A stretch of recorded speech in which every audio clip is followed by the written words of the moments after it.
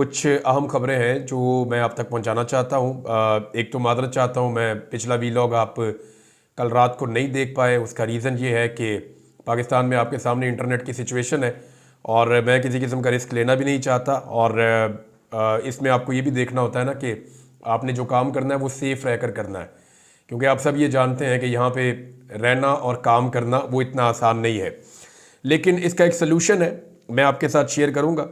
पाकिस्तानी रियासत जो है वो अरबों रुपए खर्च कर रही है सिर्फ नौजवानों को उनकी राय देने से रोकने के लिए, कि आम आदमी जो है वो अपनी बात ना कर सके, सिर्फ अशराफिया अपनी बात कर सके सोशल मीडिया के ज़रिए से। तो पाकिस्तान की जो रियासत है वो इसके लिए अरबों रुपए खर्च कर रही है, लेकिन ये अरबों रुपए अगले 24 से 48 घंटों में ज़ाया हो जाएंगे। और उसकी वजह सादी ये है कि नौजवान हर चीज़ का हल निकाल लेते हैं। आप जो मर्ज़ी कर लें, उल्टे लटक जाएं, सीधे हो जाएं, कुछ भी करें, इसका हल निकल आएगा। मैं आपको अभी कुछ चीज़ें थोड़ी देर में बताऊंगा इसी वीलॉग में कि इसको टैकल कैसे करना है या मुझे कितनी समझ आई है। अच्छा जी, लबनान के अंदर ये बहुत अफसोसनाक खबर है, मैं आपके साथ पहले शेयर कर दूं। इंटरनेशनल फ्रंट से लबनान में बड़ा खौफनाक अटैक किया इसराइल ने, वहाँ पे बमबारी की है और बड़ी ज़बरदस्त गोलाबारी हुई है। इसके अलावा गज़ा में भी इसराइल ने अपने हमले को तेज़ किया है और 2 घरों के ऊपर शदीद बमबारी की है।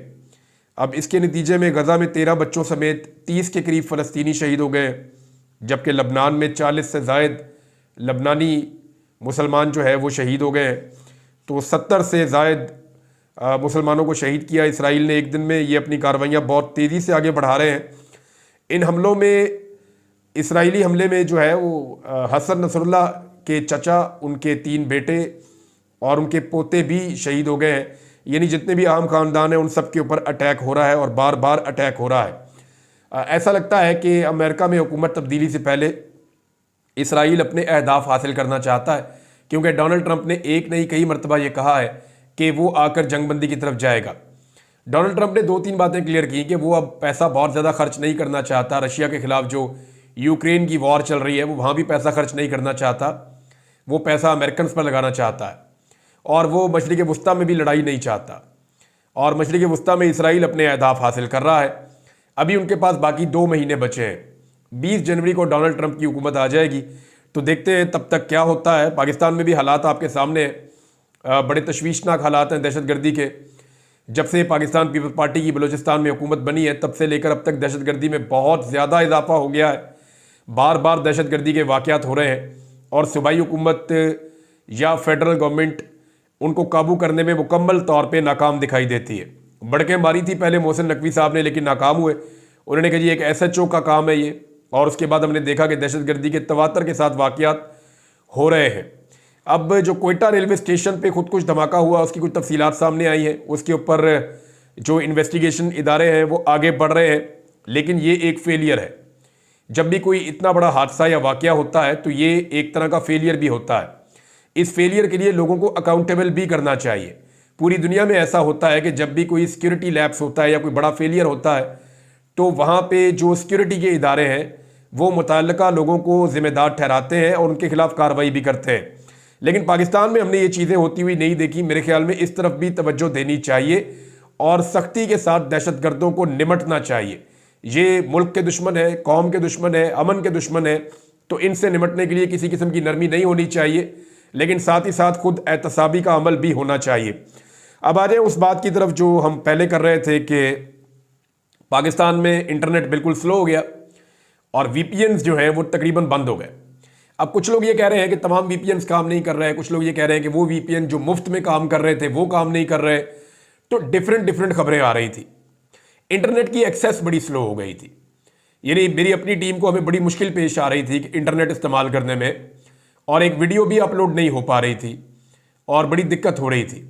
इवन ट्विटर को इस्तेमाल करने में दिक्कत हो रही थी, X जिसको अब हम कहते हैं, वो भी इस्तेमाल नहीं हो पा रहा था। तो ये सारी चीज़ें ना होने की वजह यह है कि हुकूमत फिर कोई तजर्बे कर रही है। हुकूमत लगातार तजर्बे करती चली जा रही है, अरबों रुपए खर्च कर रही है सिर्फ इस काम के लिए कि जनाब हमने पाकिस्तानी नौजवानों को या पाकिस्तानियों को उनकी ज़ाती राय देने से रोकना है। राय सिर्फ वही होगी जो टेलीविज़न पे चलेगी, जो अशराफिया की राय है, जो पाकिस्तान की अलीट चाहती है या जो रियासत चाहती है कि जनाब इस तरफ सारों को चलाओ, तो उसी तरफ चलाया जाए। ना आवाम की कोई राय है, ना आवाम का कोई मैंडेट है, तो तो आवाम से उसका मैंडेट तो छीन लिया, अब उसकी राय छीनने की भी तैयारी की जा रही है। अब इसमें कुछ वीपीएन जो है वो काम कर रहे हैं। मैं आपको 2 वीपीएन जो मेरे पास अब चल रहे हैं और ठीक काम कर रहे हैं उनके बारे में, मेरी टीम के साथ जो चल रहे हैं और वो ठीक काम कर रहे हैं वीपीएन, कोई उनमें प्रॉब्लम नहीं है। मैं आपको उनके नाम बता देता हूँ। एक्चुअली तो 2-3 रिकमेंडेड है, लेकिन जो 2 वीपीएन अच्छा काम कर रहे हैं, बहुत थोड़ा सा पे करना पड़ता है तो ये पूरे साल के लिए आपका वीपीएन चलता है। बल्कि एक वीपीएन को आप मुख्तलिफ सिस्टम्स के अंदर 4-5 लोग मिलकर एक वीपीएन ले सकते हैं और आपस में एक दूसरे के साथ शेयर कर सकते हैं, तो उन सब का चलेगा। तो एक जो है वीपीएन वो एक्सप्रेस वीपीएन है, ये काम कर रहा है और ये ठीक काम कर रहा है बिल्कुल। एक नॉर्ड है, NORD, N for nest, O for orange, R for rat, D for dog, Nord. और एक है जी एक्सप्रेस। ये दोनों तो बड़े अच्छे काम कर रहे हैं। और एक कोई सरफेस शार्क के नाम से भी है, अब पता नहीं, इसको मैंने इस्तेमाल नहीं किया, लेकिन ये दोनों वीपीएन बहुत ठीक काम कर रहे हैं, तो इनको आप इस्तेमाल कर सकते हैं। बातें जो है मौजूदा हुकूमत कहती है जी हम 4G से 5G पे जाएंगे, ये किसी जी पे नहीं जाएंगे, ये जी हुजूरी पे ही लगे रहेंगे। सर जी सर जी सर जी, ना इनके पास 5G है ना इनके पास 4G है, इनके पास सिर्फ सर जी है, सर जी है। जूते पॉलिश कर करके इन्होंने हुकूमत बना ली है और अब सर जी के अलावा इन्होंने कुछ दिखाई नहीं देता। अब मैं आपको एक चीज तो क्लियर कर दूं, ये बहुत जल्दी ट्विटर खोलेंगे, एक्स को बहुत जल्दी पाकिस्तान में बहाल करेंगे, ये मेरी बात आप ज़हन में रखिएगा। इन्हें करना पड़ेगा। उसकी वजह यह है कि डोनाल्ड ट्रंप ने अपना इलेक्शन अमेरिका में जीता है इसी एक्स की बुनियाद के ऊपर। यानी उसके इलेक्शन जीतने में बहुत सारे फैक्टर्स हैं। उसका डट जाना है, उसकी अदालतें भी हैं, वहाँ पे अदालतों ने नाइंसाफ़ी नहीं की जैसी पाकिस्तान में की गई इमरान खान के साथ, क्योंकि वहाँ पे काजी फायद ईसा नहीं थे, तो वहाँ मौका मिला उसको इलेक्शन लड़ने का। तो बहुत सारे फैक्टर्स हैं वहाँ पे, ये एक्स का एक फैक्टर भी है। और इसके ऊपर जब रवायती मीडिया गलत तबसरे कर रहा था, परेशान कर रहा था ट्रंप को, उसकी पार्टी को, तो उन्होंने अपना पूरा जो कंपेन है वो खड़ा किया एक्स के ऊपर। इमरान खान साहब ने 2024 का 8 फरवरी का इलेक्शन किस बुनियाद पे लड़ा था? इसी एक्स के ऊपर रख के लड़ा था और कामयाबी मिली थी। अभी जो है वो इनका अगला टारगेट है कि कनाडा में जस्टिन ट्रूडो की हुकूमत अब तब्दील की जाए, और इसके लिए जो है वो गालिबन इशारा दे भी दिया है इलन मस्क ने कि वहाँ पे भी हुकूमत बहुत जल्दी तब्दील हो जाएगी, क्योंकि लोग वहाँ बड़े तंग हैं और वहाँ का मीडिया जो है वो बड़ा हीरो बना के दिखाता है ट्रूडो को। तो वहाँ भी इस तरह के प्रॉब्लम्स हैं कि जो लोकल मीडिया है वो बड़ा कंट्रोल्ड है। तो ऐसी जगह के ऊपर सोशल मीडिया, क्योंकि इसको कंट्रोल नहीं किया जा सकता, तो फिर इस तरह का मीडिया जो है वो जो कंट्रोल करने की जिनकी ख्वाहिश है उनको तो फिर बड़ा नापसंद होता है। अब शहबाज शरीफ साहब जो है वो इसी एक्स के ऊपर मुबारकबाद दे रहे हैं डोनाल्ड ट्रंप को, और पाकिस्तान में इसको ब्लॉक किया हुआ है और वीपीएन लगा के मुबारकबाद दे रहे हैं। इंडियन मीडिया मजाक उड़ा रहा है, यूरोपियन मीडिया मजाक उड़ा रहा है, पाकिस्तानी मीडिया मजाक वो नहीं उड़ा रहा, क्योंकि पाकिस्तानी मीडिया उड़ा ही नहीं सकता, सोशल मीडिया उड़ा रहा है। मियाँ साहब ने अपने आप को मजाक बना के रख दिया है कि आप वज़ीर आज़म हैं एक मुल्क के, आप ट्विटर इस्तेमाल करते हैं वीपीएन लगा के, और अब आप वीपीएन भी बैन कर रहे हैं पाकिस्तान में। बहरहाल मैंने कुछ वीपीएन बताए आप लोगों को, आप उनके साथ जा सकते हैं। अब मामला यह है कि हुकूमत इसको खोलेगी। उसकी वजह यह है कि डोनाल्ड ट्रंप को जब ये एक जुमले में कोई बताएगा ना कि पाकिस्तान में फस्तायत है, और ये भी बताएगा कि पाकिस्तान में जो है वो आज़ादी इज़हार राय नहीं है और एक्स को बैन किया हुआ है, तो ये उसको जाके फौरन हिट करेगा। तो उससे पहले पहले आप देखिएगा ये एक्स की बंदिश जो है उसको ख़त्म कर देंगे और ये इंटरनेट के ऊपर आपका ट्विटर चलना शुरू हो जाएगा थोड़े अरसे में, क्योंकि इतने तगड़े हैं नहीं। शहबाज शरीफ ने अपने मुंह से कहा था कि बेगर्स आर नॉट चूजर्स, तो एक्चुअली वो अपने आप को बेगर्स समझते हैं। उन्हें लगता है कि वो मांगने वाले हैं, फ़कीर हैं, भिखारी हैं, लिहाजा उनकी कोई चॉइस नहीं हो सकती, उनको ट्विटर खोलना पड़ेगा, और ऐसा लगता है कि ये फिर ट्विटर खोल देंगे। अब नाज़रीन एक और बड़ा इशू उठा हुआ है, वो पाकिस्तान तहरीके इंसाफ के अंदर है। देखें इसके ऊपर ज़रा खुल के बात कर लेते हैं। तहरीके इंसाफ अपने ही सोशल मीडिया से तंग आ गई है। तहरीके इंसाफ की जो क़यादत है, उन्हें लगता है कि उनका सोशल मीडिया उनका बहुत ज़्यादा एहतसाब कर रहा है। देखिए इसमें कुछ जगह के ऊपर तो ऐसा होता है कि अपने अंदर ही दुश्मन ढूंढ रहे होते हैं लोग, वो लोगों की राय है, इख्तलाफ हर जगह पे होता है। कई जगह पे ओवरडू भी हो जाती हैं चीज़ें, सोशल मीडिया से भी हो जाती हैं। लेकिन तहरीके इंसाफ के लिए सोशल मीडिया क्या है, ये मैं आपको अभी बताऊंगा इस वीलॉग में। यानी जो लोग आज सोशल मीडिया के ऊपर तनकीद कर रहे हैं ना, उन्हें आइडिया ही नहीं है कि सोशल मीडिया पाकिस्तान तहरीके इंसाफ के लिए क्या है। तो मैं आपको ये बता देता हूं कि ये सोशल मीडिया कैसे मुख्तलिफ है और कैसे अलग है बाकी सोशल मीडिया से जो पाकिस्तान तहरीके इंसाफ के लिए काम कर रहा है। और तहरीक इंसाफ की क़यादत इससे खाइफ क्यों है ये भी आपको बताता हूं। देखिए, जो पाकिस्तान तहरीक इंसाफ के सोशल मीडिया एक्टिविस्ट है ना, ये आम पाकिस्तानी है। इनमें बेशतर ऐसे हैं जो पाकिस्तान तहरीक इंसाफ के वर्कर्स भी नहीं है। ये आम पाकिस्तानी के तौर पे ठीक को ठीक और गलत को गलत कह रहे हैं, और ये सिर्फ नजरिया को फॉलो करते हैं। इनमें जो है बाशऊर नौजवानों की अक्सरियत है, खवातीन भी हैं, हजरात भी हैं, नौजवान लड़के लड़कियां हैं। तो ये बाशऊर नौजवान है, इन्हें कोई लालच नहीं है, ना इनको तनख्वाह के ऊपर रखा हुआ है। अब तनख्वाह के ऊपर लाखों लोगों को तो भर्ती नहीं किया जा सकता ना, ज्यादा से ज्यादा आप चंद 100 लोगों को भर्ती कर सकते हैं। गरीब मुल्क है, किसी पॉलिटिकल पार्टी पे बस इतना पैसा होता भी नहीं है। तो बहरहाल ये लाखों लोगों को तो आप भर्ती नहीं कर सकते कि आपने भर्ती कर दिया, लालच दे दी या तनख्वाह के ऊपर इनको रख लिया। ये लोग जो भी करते हैं ना, ये अपने मुल्क के लिए अच्छा सोच कर करते हैं। इन्हें लगता है ये चीज ठीक है तो ये इस तरह करते हैं। इनका अपना जाती कोई लालच है नहीं, यानी इनमें से किसी ने इलेक्शन नहीं लड़ना। ज्यादातर सोशल मीडिया के ऊपर ऐसे लोग हैं, ना इन्होंने इलेक्शन लड़ना है, ना इन्हें कोई सीटें चाहिए, ना इन्हें कोई ओहदे चाहिए, ना इन्होंने पाकिस्तान तहरीक इंसाफ से कोई फायदे लेने। ये तो सिर्फ पाकिस्तान के चक्कर में इमरान खान का साथ देते हैं। और इमरान खान का साथ ये क्यों देते हैं, इस पे गौर करें आप। ये इमरान खान का साथ देते हैं इमरान खान के मौक़िफ़ पर डट जाने की वजह से, इमरान खान के अपने करैक्टर की वजह से, जो बड़ा मजबूती के साथ खड़ा हुआ है। तो ये इमरान खान के किरदार की वजह से उसको सपोर्ट करते हैं। इनमें से बेशतर तो ऐसे हैं नौजवान जो उस वक्त बिल्कुल छोटे छोटे बच्चे थे, जिन्हें क्रिकेट की समझ ही नहीं थी 92 में। कई लोग समझते हैं कि ये क्रिकेट के फॉलोअर्स हैं। बहुत सारे ऐसे हैं जिनको क्रिकेट पसंद ही नहीं है, वो क्रिकेट देखते भी नहीं है, लेकिन फिर भी इमरान खान को बहुत फॉलो करते हैं। वो लीडर समझते हैं इमरान खान को। उनके लिए इमरान खान एक लीडर है, एक क्रिकेटर नहीं है। क्योंकि बेशतर तो ऐसे हैं जिन्होंने 92 के वर्ल्ड कप के बाद आंख खोली इस दुनिया में, या उस वक्त वो 2 साल 3 साल 4 साल 5 साल के थे, जिन्हें क्रिकेट का शऊर ही नहीं था। तो ये इमरान खान को क्रिकेट की वजह से नहीं, उसके करैक्टर की वजह से सपोर्ट करते हैं। और बिल्कुल स्ट्रेट फॉरवर्ड किस्म के लोग हैं, ये किसी का उधार नहीं रखते। यानी इन्हें इस बात से फर्क नहीं पड़ता कि ये कितना बड़ा आदमी है, या कोई मिनिस्टर है, या कोई बड़ा ओहदे पे बैठा हुआ है, कोई गवर्नर है, कोई वजीर आजम है। इन्हें फर्क पड़ता होता तो ये एस्टेब्लिशमेंट के साथ टक्कर ले लेते। इन्हें फर्क पड़ता तो ये वजीर आजम के साथ टक्कर लेते। कभी इनके पासपोर्ट ब्लॉक होते हैं, कभी इनके घर वालों को तंग किया जाता है, कभी इन्हें उठाकर भी ले जाते हैं, कभी इनको ब्लॉक कर दिया जाता है, कभी इन्हें कोई नुकसान, कभी कोई नुकसान, लेकिन उसके बावजूद ये पीछे नहीं हटते। अगर ये बुज़दिल होते और स्ट्रेट फॉरवर्ड ना होते और आपसे डर जाते तो ये बहुत पहले बाकी लोगों से डर जाते। आप इन्हें डरा नहीं पाएंगे। दूसरा ये है कि ये अमीर और खानदानी रईसों के गुलाम नहीं है। इनको सबसे पसंदीदा नारा इनका यह है कि जी हम गुलाम नहीं है। इमरान खान के पीछे इसलिए चलते हैं। तो अमीर है, कोई खानदानी रईस है, कोई पुराना सियासतदान है खानदानी, इनको इस बात से कोई फर्क नहीं पड़ता। इन्हें फर्क पड़ता है कि किस आदमी की कुर्बानी क्या है और किस आदमी का नजरिया क्या है। इन्होंने पहली मर्तबा गरीब और मिडिल क्लास आम लोगों को कई दूर दराज इलाकों से चुनकर लीडर बनाया है। बहुत सारे हीरे इन्होंने तलाश किए सोशल मीडिया के जरिए से और उनको दुनिया के सामने लेकर आए हैं। आज वो लोग जो 20-20, 25-25 साल से सियासत कर रहे हैं, उनके कद बहुत छोटे हो गए हैं बहुत सारे ऐसे लोगों के सामने जिन्हें कल तक कोई जानता भी नहीं था। जनूबी पंजाब से, कबायली इलाकों से, दूर दराज एरिया से ऐसे ऐसे हीरोज ढूंढ कर लाते हैं ये सोशल मीडिया के लोग और बताते हैं, और फिर उनको हीरो बनाते भी हैं सोशल मीडिया के जरिए से। इन्हें फर्क नहीं पड़ता कि यह साबिक वजीर आजम का बेटा या वजीर आला का बेटा है। इन्हें फर्क नहीं पड़ता कि इसकी अरबों खरबों की जायदादें हैं या इसकी 40 फैक्ट्रियां हैं।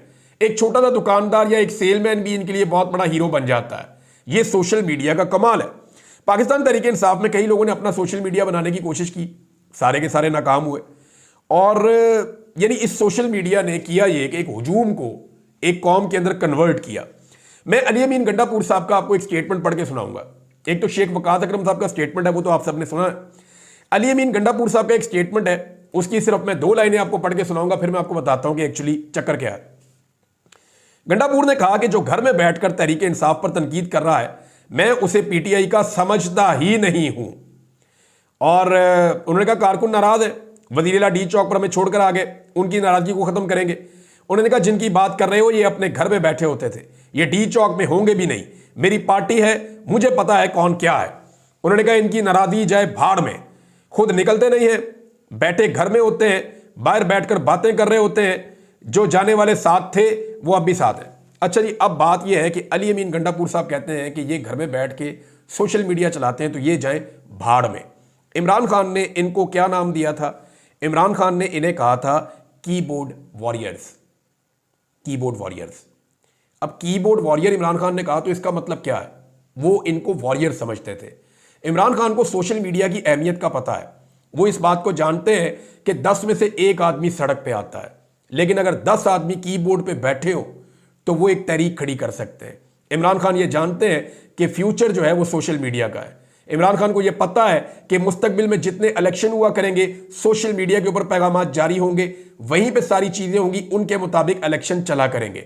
इमरान खान साहब इनसे 10 साल आगे सोच रहे हैं और ये इमरान खान साहब से 20 साल पीछे सोच रहे हैं, नॉर्मल जमाने से भी 10 साल पीछे जा रहे हैं। आज पाकिस्तान तहरीक इंसाफ के पास जो सबसे बड़ी ताकत है वो तहरीक इंसाफ का सोशल मीडिया है, जिससे पाकिस्तान की एस्टेब्लिशमेंट तंग है, जिससे पाकिस्तान की सारी हुकूमत तंग है, पाकिस्तान के रियासती इदारे तंग हैं। वो सारे ये कह रहे हैं कि हमने जो भी तजर्बा किया उसको उल्टा कर दिया किसने?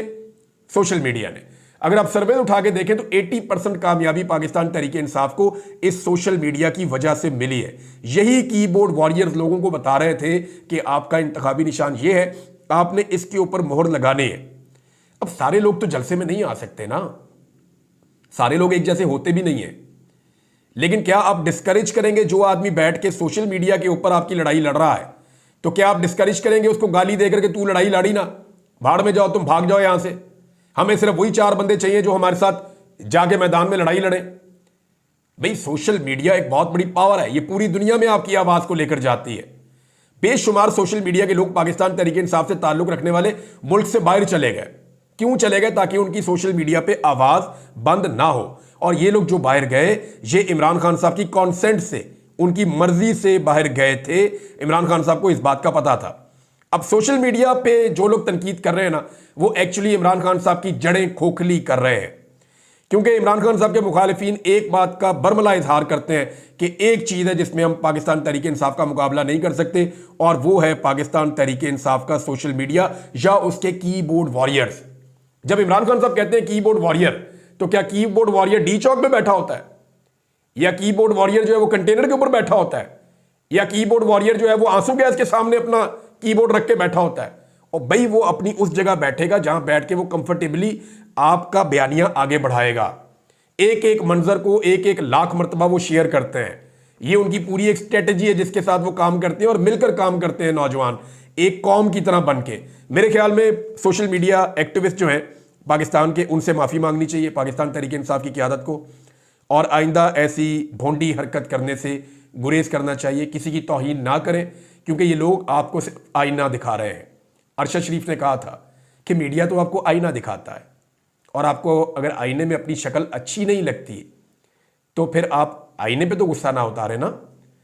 अब अगर आप सोशल मीडिया के साथ ये करेंगे तो आपको पता है कि आपके चेहरे में कितने दाग हैं, फिर आपके और भी दाग निकलेंगे, और भी दिखाया जाएगा, फिर आपको पता चलेगा कि ये भी चीज़ बाहर आ गई, ये भी चीज़ बाहर आ गई। तो मेरे ख्याल में सोशल मीडिया पे भड़ास निकालने की बजाय अपने अंदर थोड़ी सी बहादुरी पैदा करें, अपने अंदर जुर्रत पैदा करें और सोशल मीडिया को फेस करें। इमरान खान ने अपने मुंह से मेरे सामने कहा हुआ है कि मैं भी अपने सोशल मीडिया का मुकाबला नहीं कर सकता, क्योंकि ये आम आदमी की आवाज़ है, और आम आदमी की आवाज़ जो है वो हर लीडर को सुननी पड़ती है। और आप इतने बड़े लीडर नहीं है कि इमरान खान आम आदमी की आवाज़ सुने और आप उसे अनसुना कर दें। एक छोटी सी चीज़ बता दूं, मरियम नवाज साहब ने देखें क्या हरकत की है। उधर पाकिस्तानी जहाँ भी ये जाते हैं, पाकिस्तानी इनको रोक के कहते हैं कि जनाब आपने मैंडेट चोरी किया हुआ है। अब ये इनको मान लेना चाहिए हमारा मैंडेट जाली है, मान लेना चाहिए हम जूते पॉलिश करके मैंडेट चोरी करके आए हुए हैं। मान ले कि अवाम आपकी शक्लें भी अब देखना पसंद नहीं करती। आप मान लें कि इमरान खान के बुग़्ज़ में आपने पाकिस्तान की मईशत को और पाकिस्तान के हालात का बेड़ा गर्क करके रख दिया है। अब तो नून लीग के अपने लोग तनकीद कर रहे हैं, तो मान लें आप लोग।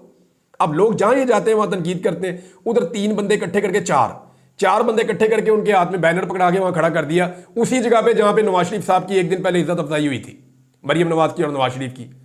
और वो 4 बंदों में से एक बंदा नारे लगा रहा है, और गौर से देखें बाकी 3 बंदे शर्मिंदा हो रहे हैं कि हम यहाँ पे क्यों आ गए।